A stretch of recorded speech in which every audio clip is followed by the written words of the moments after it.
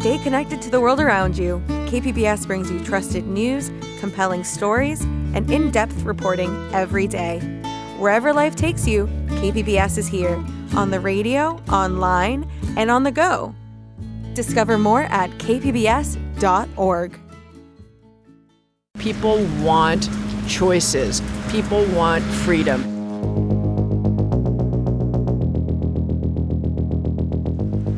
And more people are realizing that cars promise freedom, but they don't deliver it. From KPBS in San Diego, this is Freeway Exit. I'm Andrew Bowen. I'm guessing most listeners to this podcast will recognize the voices of Doug Gordon and Sarah Goodyear. They're the co-hosts of the War on Cars podcast, and they came to San Diego recently to promote their new book, Life After Cars. It invites the reader to imagine how their lives might be different in a world where people no longer depend on the automobile. It was a great read, and I knew I had to talk to them about it while they were in town. Hi. So, on a very rainy San Diego morning... That's a clever hood. I told you I'd be on brand. It's a wearable umbrella. It's perfect for today. I met up with Sarah and Doug just outside San Diego's crown jewel, Balboa Park. We'll walk over the 163 freeway, which I don't know if you remember the first episode of Freeway Exit, but it's the first freeway in San Diego. Yeah. If this is the first episode you're listening to, I highly recommend going back to episode 1 and listening to the podcast in order. You'll learn a lot about the 163 freeway, which runs along the bottom of Cabrillo Canyon, right down the center of Balboa Park. It's a beautiful view from atop Cabrillo Bridge, but as Sarah and Doug note, it's not exactly peaceful. Can we talk about the noise? Yeah, I just was going to say, especially because we're recording this for audio, this road is at the bottom of a ravine, so it's echoing off of the sides of the ravine. And the impact of this road is so much greater in area than the actual pavement. I mean, it's like here we are, we're a couple hundred yards above it, and it's just deafening. Yeah, and the thing is, you have to ask yourself, what is a park for? It's for recreation, of course, it's for just gazing at the trees, but it's also for tranquility and peace amidst a busy city. And you can't even escape the sound of the city here.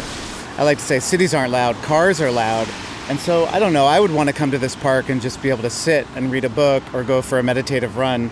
And you're never not aware of cars, even when you can't see them. Sarah, Doug, and I make our way to Balboa Park's central square, the Plaza de Panama. It used to be a parking lot, but was pedestrianized in 2013.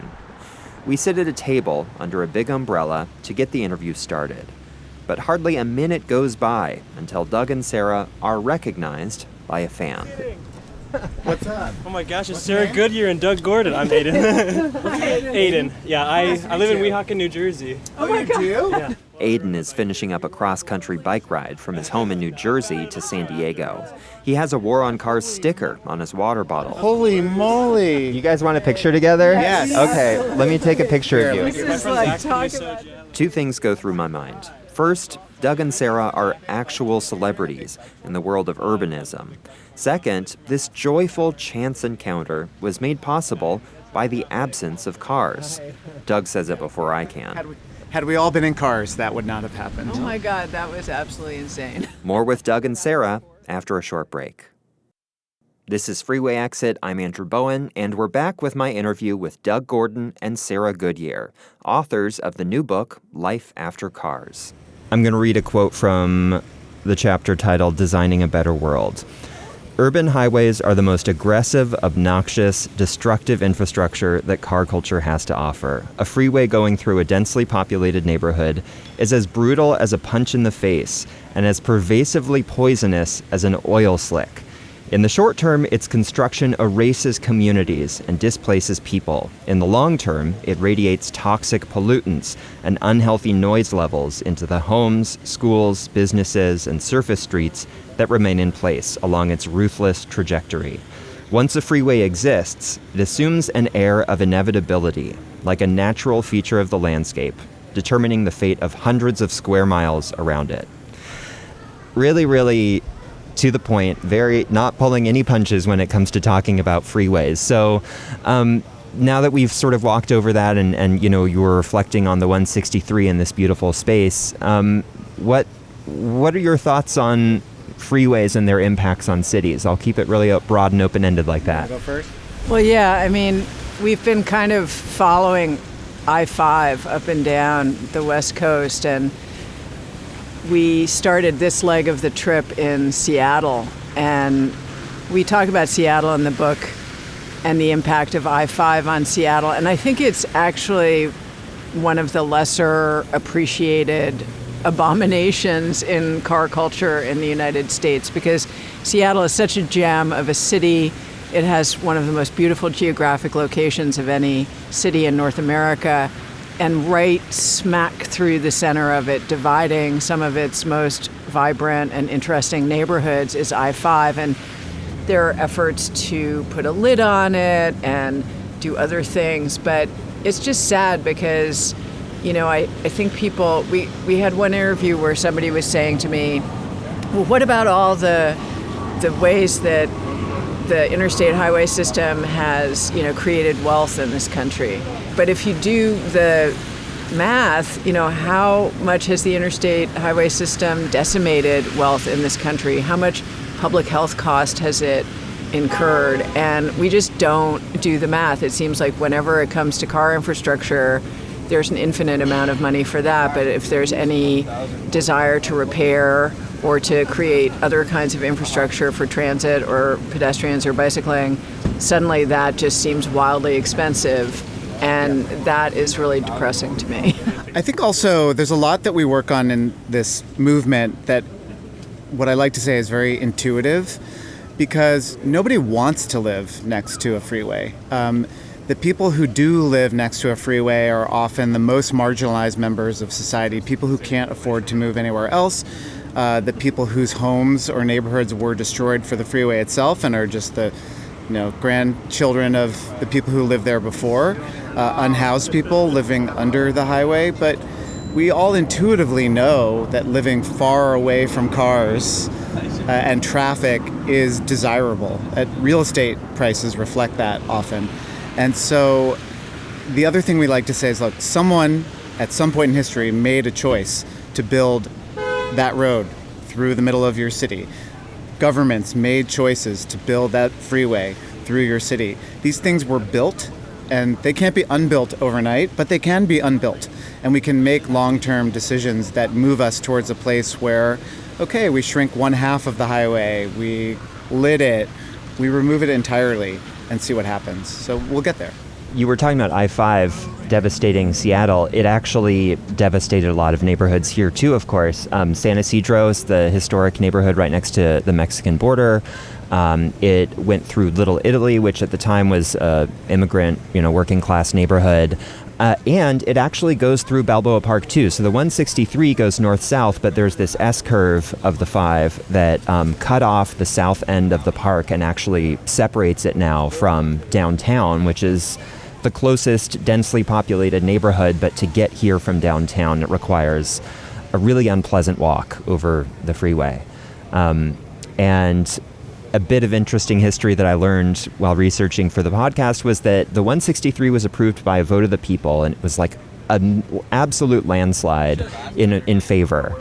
And it was the first freeway ever built. And not that long after, less than 10 years later, the federal government had the interstate highway system coming on, and there was all of this money that was going to be available. And the city and Caltrans wanted to build the 5 through Balboa Park, so they held another vote that basically was like a blank check for freeway building through parks. So they wouldn't have to have another vote every time they wanted to build another road through Balboa Park. And that one passed by a much, much slimmer margin. So even in those, that brief period where people began to see the impact of the 163 on Balboa Park, I have to imagine there were people who were also seeing the downside to it and how we may not want to be building all of these roads through our beautiful natural spaces in the city. Yeah, I think that's exactly right. Is once people do see the impact, they start to question the system and that intuitive sense of like, this doesn't feel right kicks in. I think the positive flip of that is that all the changes we're seeing in cities with bike lanes, with more transit, they face a similar sort of skepticism, but once people see the impacts, like look at where we're sitting, would anyone now say the cars should come back to this plaza? If anything, they're saying, no, put in more shade, put in more benches, it's pleasant. So, like I said, I do believe just this intuitive sense that something went wrong with our decision-making process, even if it was in the 1940s, 50s, and 60s seen as the wave of the future. I really loved this front page of the New York Times that you included in the book. It's in the first chapter called A Brief History of the War on Cars, and I'm wondering if you could just describe what it looks like and what it tells us about the war on cars.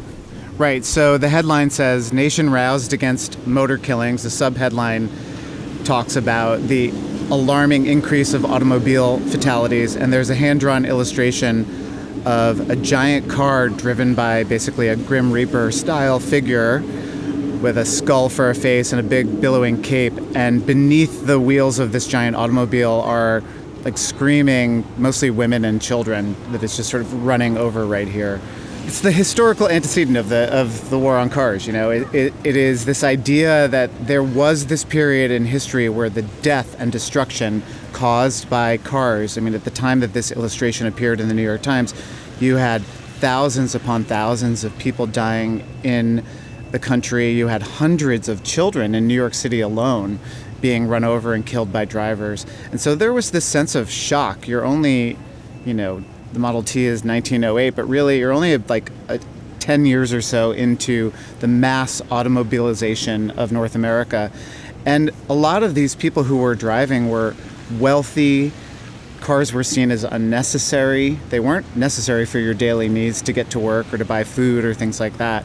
And so we've lost that shock. One of the things we talk about in the book is cut to 100 years later, and a young woman was killed on a bike lane, a painted bike lane near Central Park in Manhattan, and the New York City DOT decided to put in a protected bicycle lane, and the same newspaper had a headline that said, a bike lane's going in, sorry about the parking, or something like that, as if parking and losing it was more important than preserving human life. So we've done a 180 switch, and we're trying to point the compass in the other direction. Yeah, I mean, we talk about how there's no one left alive who remembers the world before cars, life before cars, right? And so the challenge is to imagine a life after cars, because in terms of human history and human development, the automobile period isn't even an eyelash width in that timeline, right? And so if we want to think of human civilization continuing on in a sustainable way, I think it's really, really important to be able to imagine more and more places and spaces without cars, and how we might begin to put that into practice, because I think the best world that we can imagine in the future is not one in which we become more and more car dependent. It's not one in which just because cars are electrified, just because cars are autonomous and we get the benefits of those things, which are real, it's great to not have tailpipe emissions. It's great to have cars that are speed regulated because they're autonomous, and that actually stop at stop signs because they're autonomous and not human. All of those things are great. However, the solution to cars is not cars. And, somebody was saying the other day, we often talk about cigarettes as an example of, it used to be completely acceptable to smoke cigarettes everywhere, including on airplanes, and smoke was everywhere, and that was just fine. Well, that's not fine anymore. And so we often use that as an analogy of like, oh, look, you can change these huge societal norms, right? But then somebody came up to me after a talk we did and said, well, you realize that's a bit of a flawed analogy, because the tobacco industry realized they needed to keep making money and they had to figure that out, so they came up with vaping. and they're still making a lot of money off of vaping, and vaping still has many, many, many of the downsides of smoking cigarettes. And I was like, oh, right, autonomous vehicles are kind of like the vaping of cars. And so, like, that really made me think, let's have autonomous vehicles, let's have electric vehicles, but let's also radically redesign our spaces so that they're for human beings again, because that's what human beings really like. Yeah. I mean, coming back to this plaza, it's wonderful. Nobody sitting here would think, you know what would make this better? Robot cars and electric vehicles. Like, part of what makes this pleasant is that you're not by these big machines. Like, I actually can't see the driver in that car because the windows are a little dark.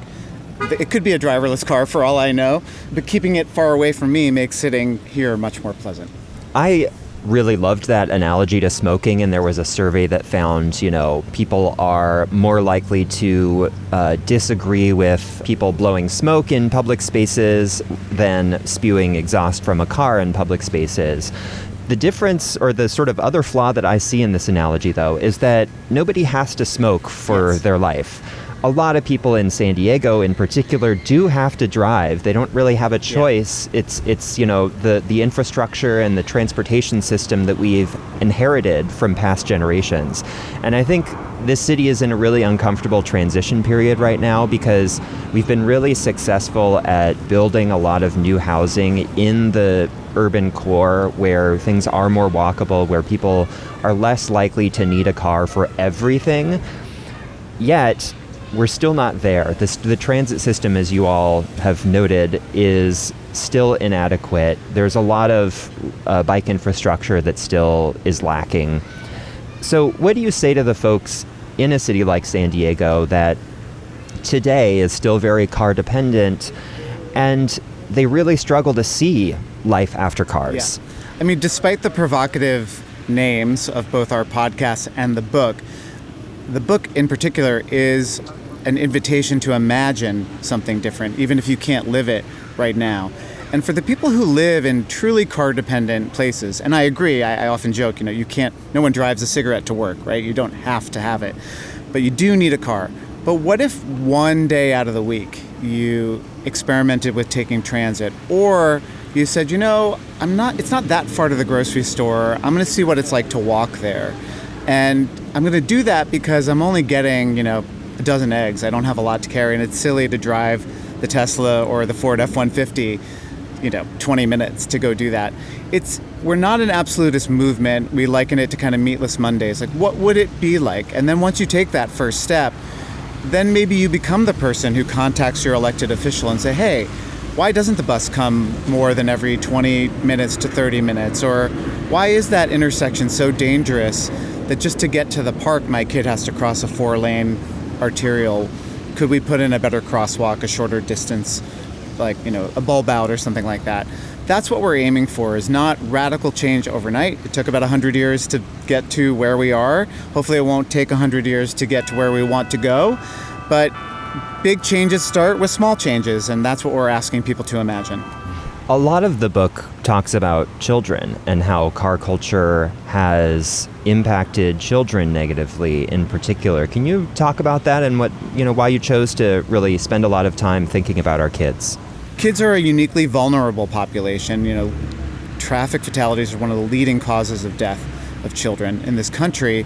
And so we do think politically and socially and culturally there is an argument to be made of, like, if we can make streets better for kids, we can make it better for everyone. Kids have a lot of ability to navigate their cities. We talk in the book about a psychologist, a child development expert named Louise Bates Ames, and she wrote a series of books starting in the 70s about children's development at every stage, every year of their lives, from infants all the way up to teenagers. And she has one about 6-year-olds and talks about the stages of development that you should look for. And one of them was, like, can your child walk 4 to 8 blocks to the store or to a friend's house or to a park? And so what that says to me is that there was a time in this country when people thought, oh, children are capable of doing this. And I still think most 6 and 7-year-olds are. I have 2 kids in the city and they can walk independently. But the question is, what has happened in the intervening 40, 50 years since she wrote those words? And what has happened is that the cars have gotten bigger, the streetscapes have gotten worse. Nothing has changed about children. We are so focused on screens and social isolation among children, the anxious generation and phones.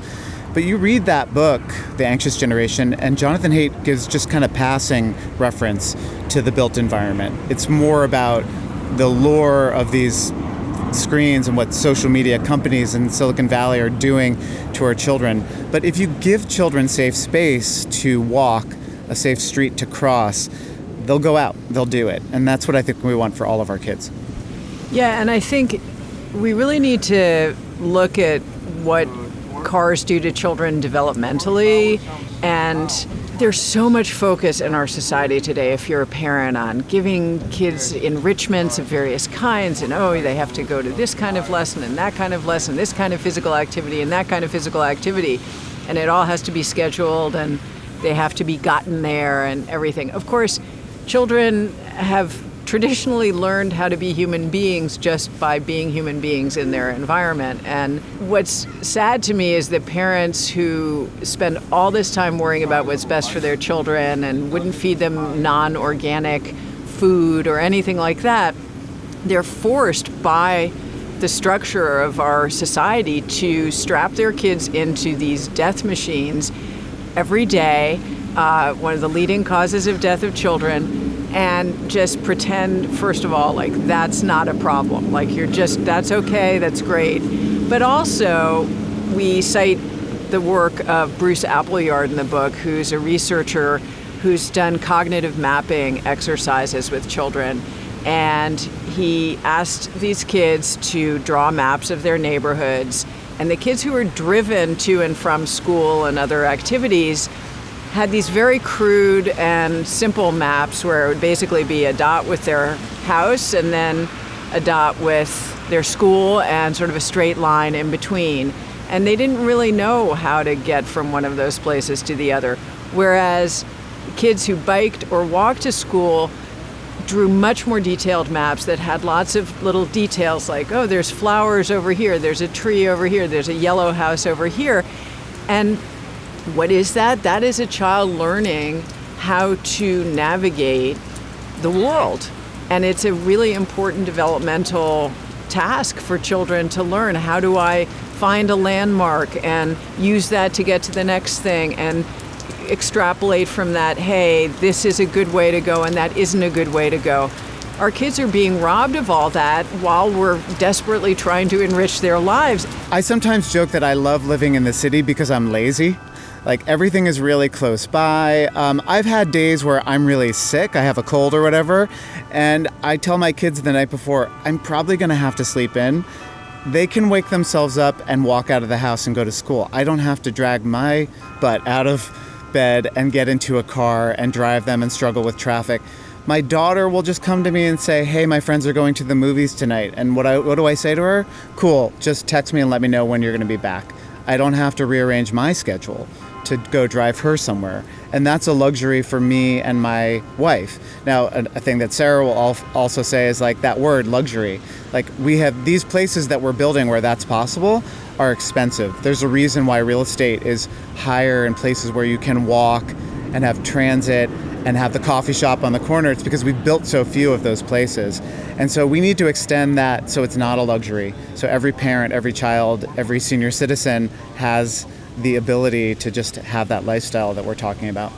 You mentioned Bruce Appleyard's research, and he appears in this podcast, and I know him. I think it was also part of that same study where he measured how descriptive kids were of their route to school or where the destination was, depending on how much traffic there was on the road. So when they were walking somewhere that had a lot of heavy traffic, they were less able to describe in great detail what that journey looked like. And it made me wonder, is this car culture and the infrastructure that surrounds us and all the traffic actually making us less perceptive of the world that surrounds us? Any thoughts? Yeah, I mean, I think it absolutely is. And I think, again, this is something that we that it's so pervasive that it's just in the background for us and we don't necessarily understand it. But again, we're animals and cars are life-threatening and we perceive them on all sorts of levels. Our amygdala perceives them as threatening and releases a lot of stress hormones into our bodies, especially if we're about to cross a busy road. I was trying to cross streets in Pacific Beach last night, and as soon as it got dark, it felt really dangerous. Like I actually was like, this is dangerous to cross these streets. And so, yeah, I wasn't really aware of what was around me in the same way because I was just focusing on staying alive. And, you know, in sort of a Maslow's hierarchy of needs way, you know, you're trying to survive. And that doesn't allow you to have the pleasure and the serendipity of noticing who is around you, what is around you. We had somebody in Portland tell us a story of how she was riding her bike through a neighborhood and there were some peacocks walking around in the street, and there was a bike bus with kids going by, and all the kids saw the peacocks, and she was on her bike and she saw the peacocks, and there were all these drivers who were very irritatedly waiting for the bike bus to go by, and they didn't see the peacocks walking around. And you know, that's kind of says it all. It's like these huge peacocks walking around, and the kids not only saw them, but they told her, oh yeah, these peacocks aren't where they're supposed to be. They actually live 3 houses down from here. Most Portland story ever, perhaps. But no, you know, like one of the things I love about bike riding and I miss about my bike commute since COVID, and you know, really everyone started working from home, those of us who could, is roaming through different neighborhoods and seeing things. You know, one of the best things about walking and cycling sometimes is you notice all the little changes. You know, oh, that hair salon, now it's a coffee shop. My favorite restaurant, oh no, it's out of, you know, it's gone out of business. Or that place that I went on a date with my wife, you know, 15 years ago, whatever. You see those things, or you bump into a friend. You see the person that you maybe aren't friends with, but you just kind of have the same commuting pattern and you give a slight little smile and nod to. You know, biking and walking and transit are social activities, and we are social animals. It's why we have survived as long as we have. It's through human cooperation. And you know, when you drive, everyone on the road is just in your way, and like Sarah said, that animal instinctive, like I just have to survive to get where I'm going. You know, when those cortisol levels spike, you just tune everything out and you become hyper focused. But when you can relax, you know, walking is wonderful because it gets you where you're going, but it connects you to your community as well. So yeah, I think it's really a shame that we've built cities that are not designed to notice anything other than the traffic.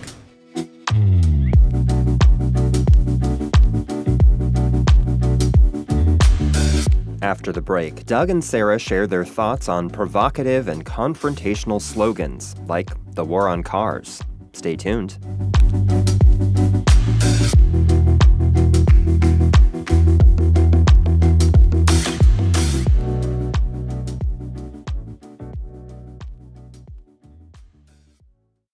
We're back with Doug Gordon and Sarah Goodyear, co-hosts of the War on Cars podcast. You tell the story about this guy in the Netherlands whose daughter was killed by a driver, and he started this movement that was organized under the slogan of Stop the Child Murder. Yeah.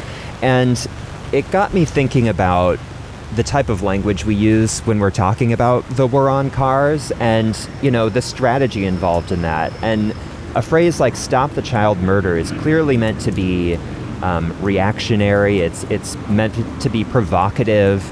You know, somebody who hits a child with their car and kills them, I hope, didn't intend to actually kill that child like someone who would be murdering them would, you know, but the result is still the same. And so I'm wondering what you think about the type of language we use. What is the utility of these really confrontational slogans? And is there a downside to trying to kind of confront people with the violence of the automobile when it's so integral to their livelihoods and their lives? I think provocative slogans are important in lots of political messaging. you certainly need your diplomacy. We talked to a city councilor in Vancouver who said, you need the people doing the hallway conversations at the state and, national capitals, but you also need the table flippers. You need the people who are really going to be there with the pitchforks and the torches demanding something different. And every movement needs its far left flank and the more moderate people as well. I think, the War on Cars as a title, we have reappropriated that from the folks who say that, you want to take one parking spot to put in an expanded bus shelter or bike parking, you're waging a war on cars. Sort of like, saying happy holidays is a war on Christmas. And so as much as there are some people who push back and say that's too provocative, I think there are far more people who say, wait a minute, what do you mean by a war on cars? And it opens up a conversation. The other thing I would say is that, we use terms like crash instead of accident. That's really important because these things aren't accidents, they're almost inevitable by the design of our road. And then, you use the phrase violence. We talk about traffic violence instead of traffic accidents because when someone is killed by a driver, it is a violent rendering of that person from the world, from their family. Someone goes out and all they want to do is go to work or go to the grocery store or go for a run or a walk and they don't come home. That is in every definition of the word violence. It is also a very violent way to die if you've ever seen the body of a traffic crash victim. So I think it is important also with this language, we need to sort of break people out of a forced slumber. And this is through no fault of their own. Like we're saying, this is a systematic way of living that we can't imagine our way out of. So sometimes provocative language is a way to disrupt the pattern of how we talk about these things. And then you can get to, as I hope we do in the book, the more nuanced way and the more understanding way of saying, you are just the victim of a system that you're living in. We don't do a lot of finger wagging in the book. If you need the car and the SUV to get your kids to soccer practice and get to school, that's just your circumstance, and we're not going to question that. But we want to talk about broader societal choices that could enable your neighbor to make a different choice. That's where we are. I will say that, over the 19, 20 years that I've been covering this beat as a journalist, I've seen the language change. And the Associated Press went from accident to crash a few years back in like 2018, 2019, I think. And that was a huge difference. That was a huge win on the part of advocates who'd been asking for that for a long time. And then I also had the opportunity during the Democratic primary season before the 2020 election, I had the opportunity to briefly meet Elizabeth Warren, and I had heard her use the phrase traffic violence. And I said to her, when I heard you say that, I was so happy. And she said, yeah, it's traffic violence. It's a public health issue.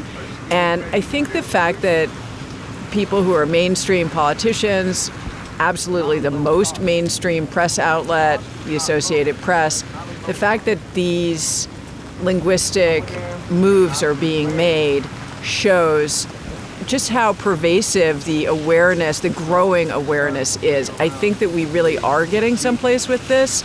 And I would say also in terms of stop the child murder, I think that what's hard is, of course, no one sets out in the morning when they turn on their vehicle and start driving. They don't think, I could kill somebody today. But I think they actually need to think about that more.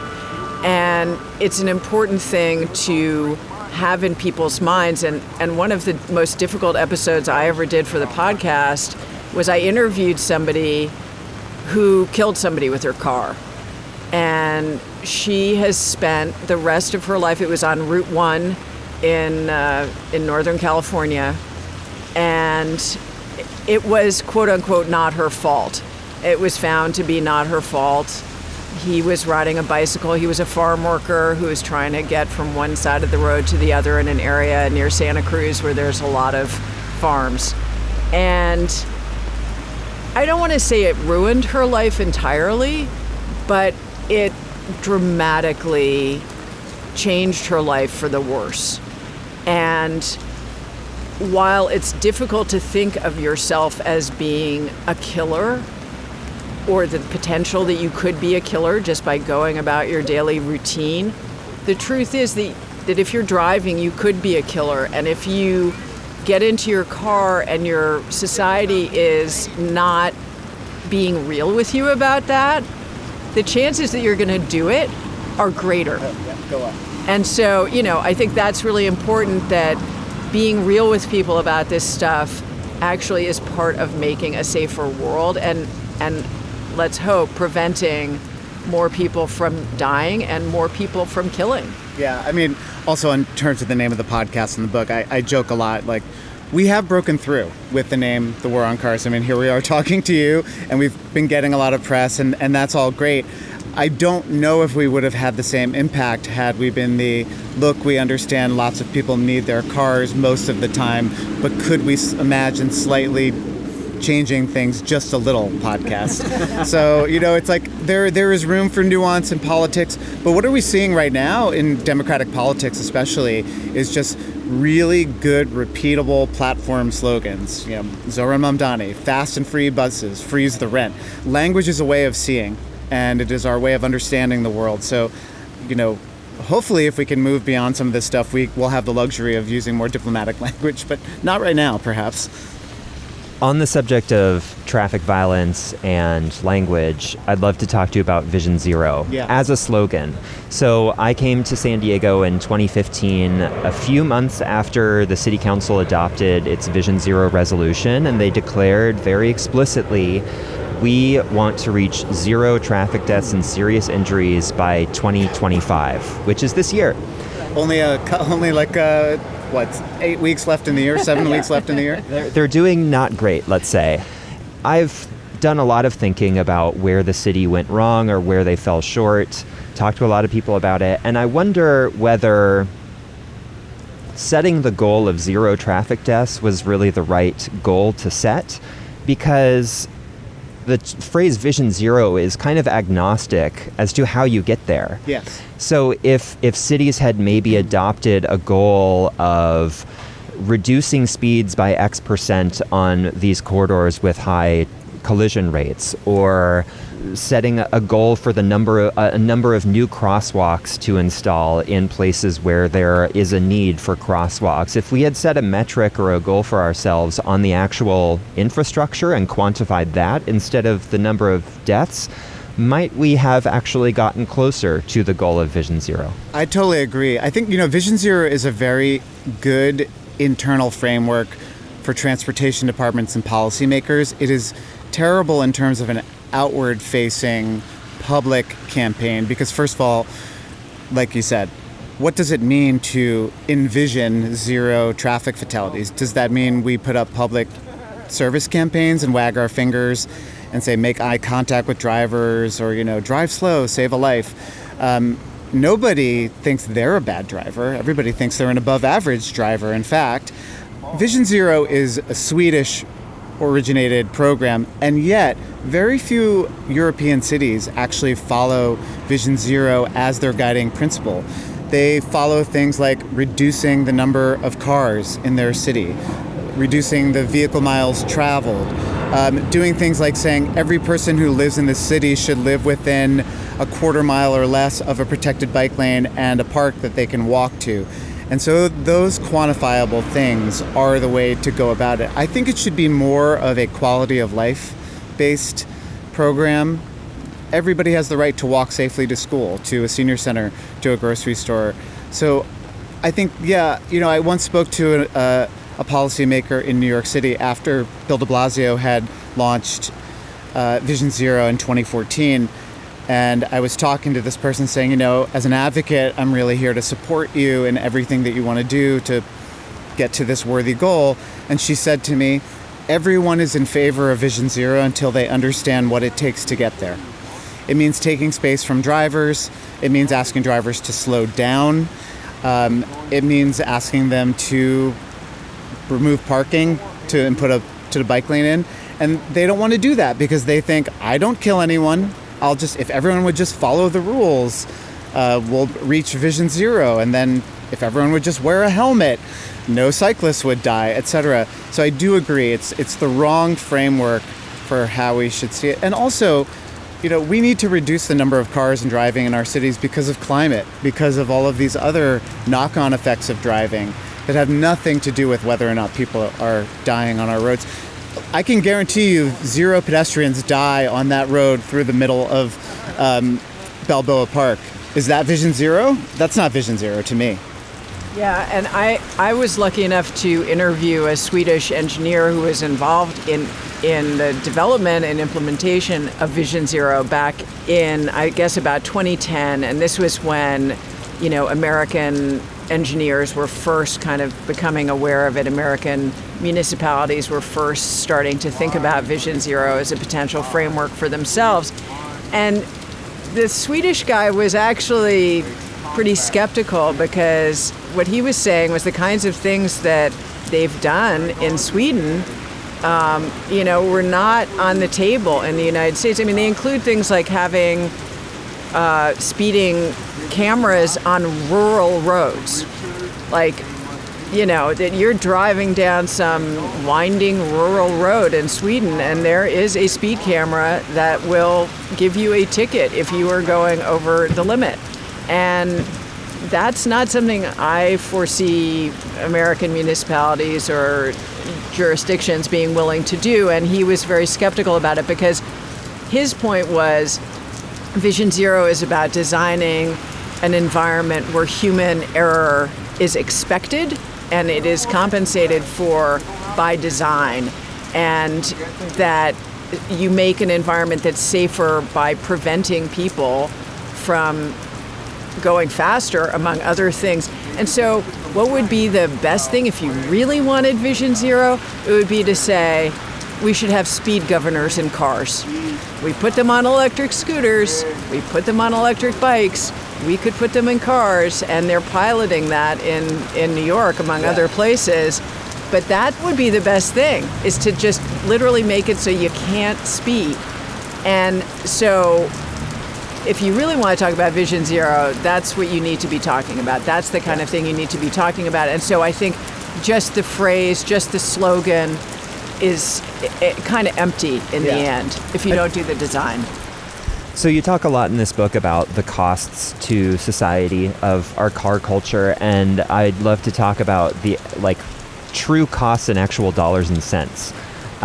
One of the big reasons that we stopped building so many freeways in the country was that we kind of ran out of money. There was a backlash to the freeway infrastructure, but I think some of the freeways that we have in San Diego that were planned but never built weren't built because people were rising up in opposition. It was because they literally just didn't have the money.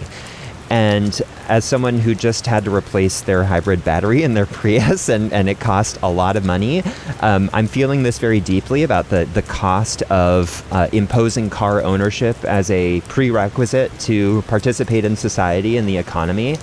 And I'm wondering what you all think of the role that economics and the actual economic costs of car ownership and car culture will do to our society that's built on cars. Do you think it's a house of cards that's going to just collapse upon itself because it's simply unsustainable for the average person? Or what more do we need to kind of move it forward?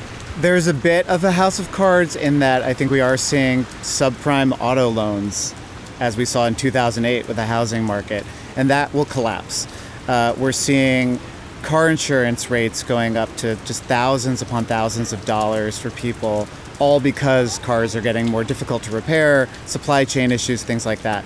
The average price of a car now, of a new car, is just over $50,000, and it's very hard to find a low-cost sedan. Everything is luxury SUVs.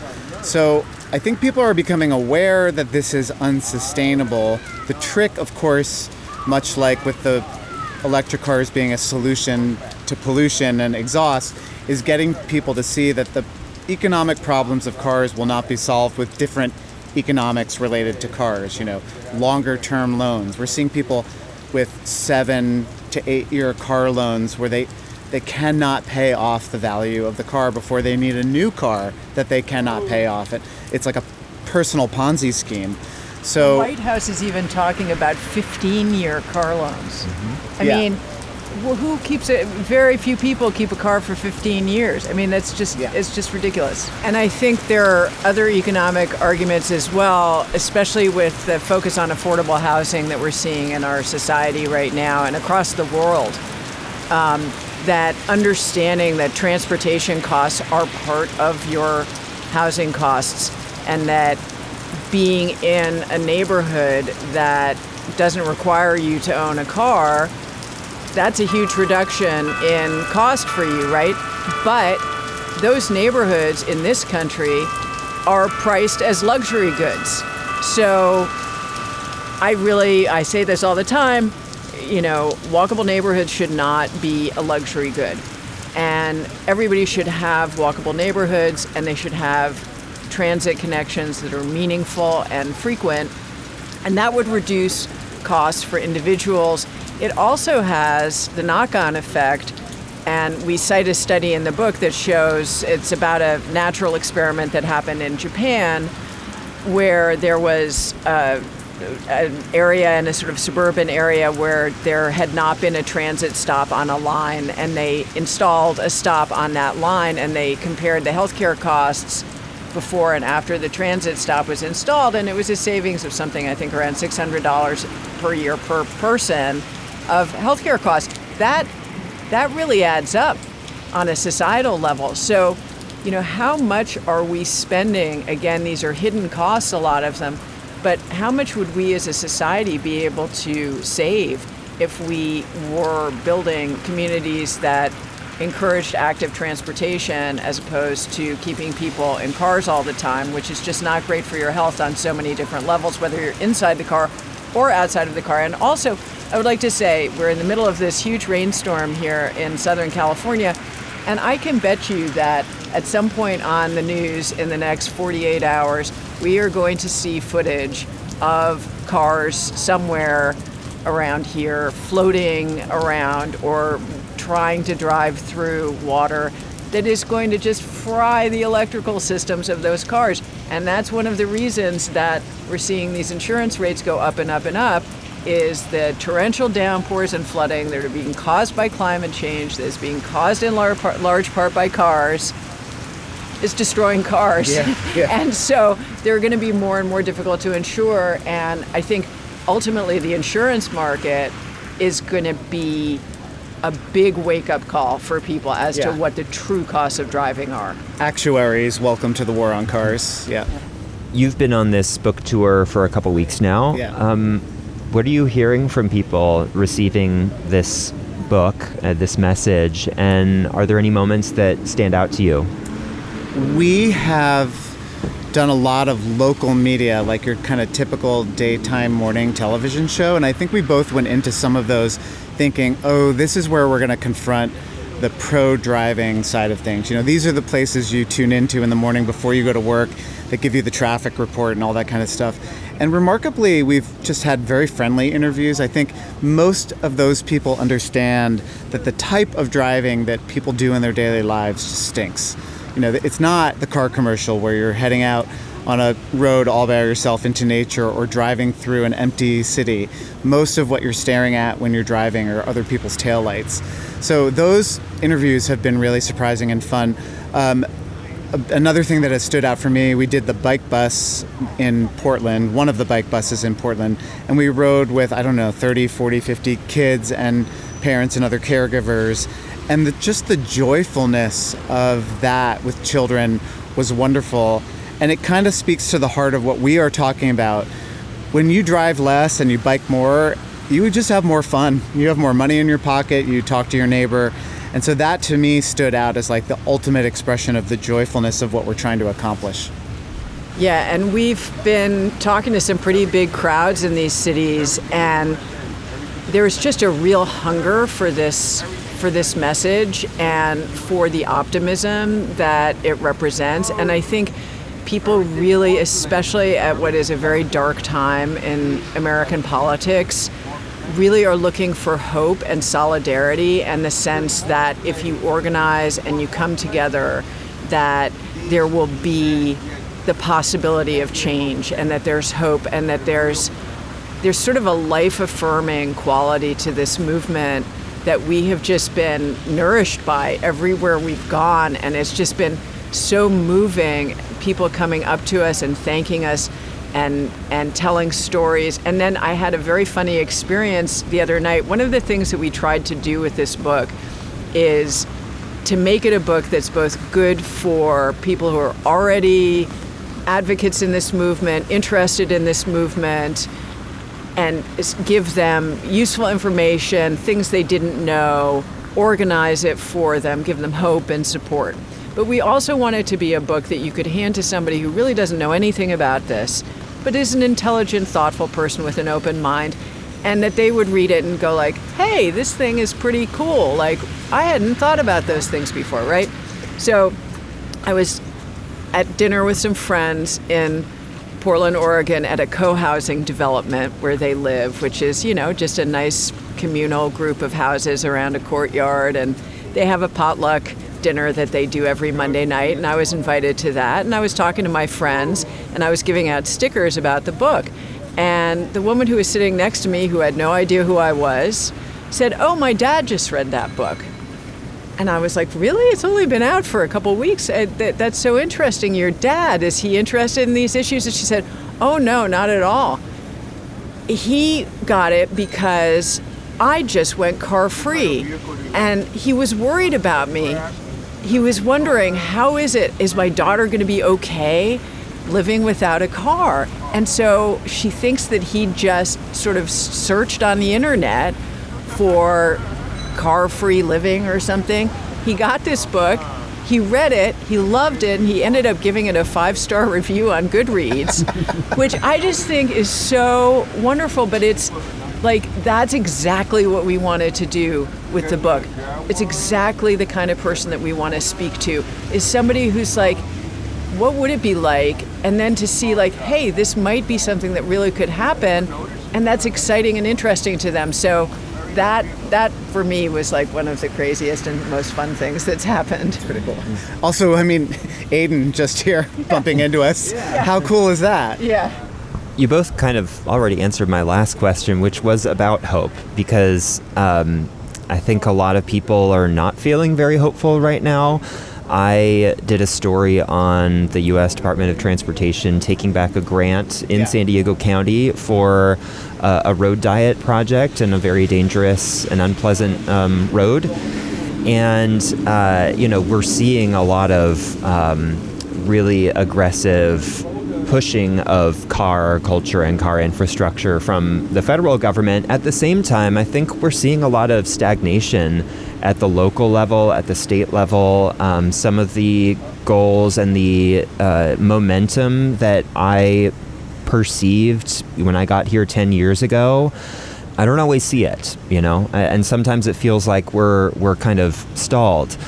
What do you say to those folks who want to envision life after cars, but in this current political moment, it's just they can't see it? Well, I think the people are always ahead of the politicians. There is hunger for this. Politicians respond, even in the best of times, to the status quo, to people who have loss aversion.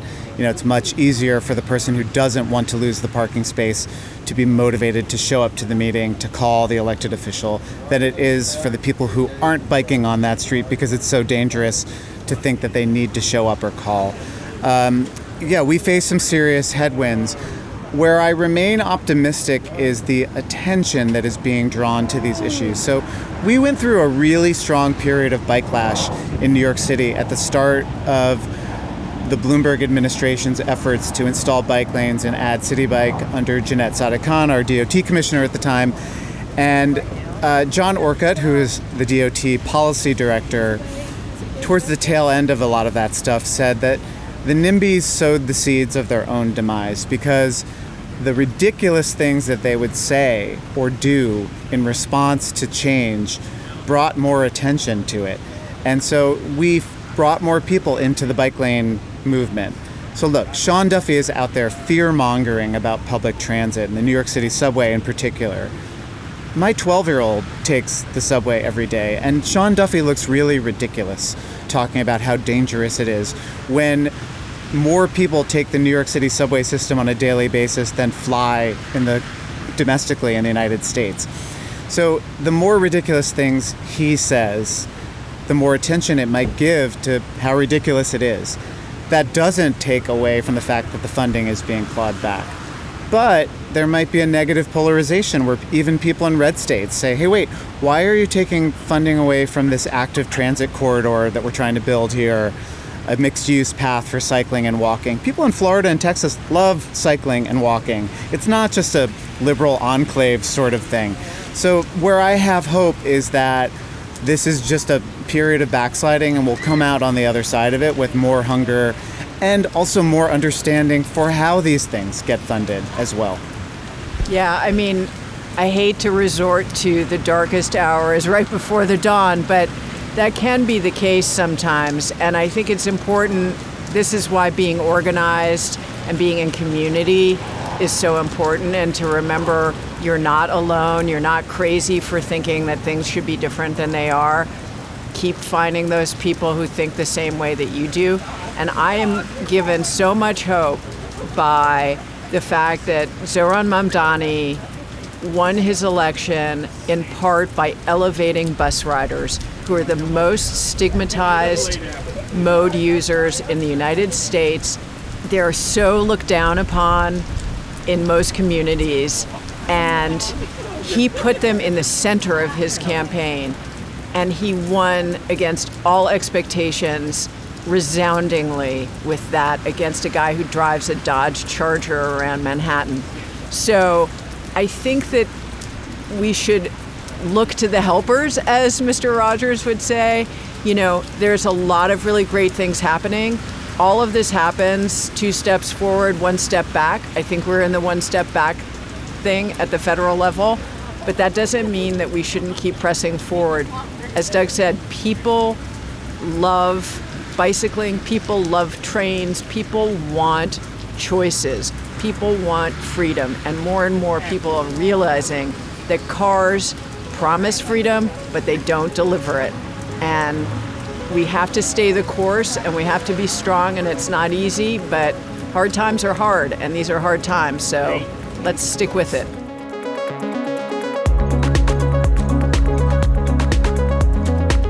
This episode was produced by me, Andrew Bowen, and was edited by Brooke Ruth. If you like this podcast, leave us a rating and review on your podcast app. Even better, share it with a friend. You can support Freeway Exit and all of KPBS's independent, nonprofit journalism with a donation at kpbs.org. Thanks for listening.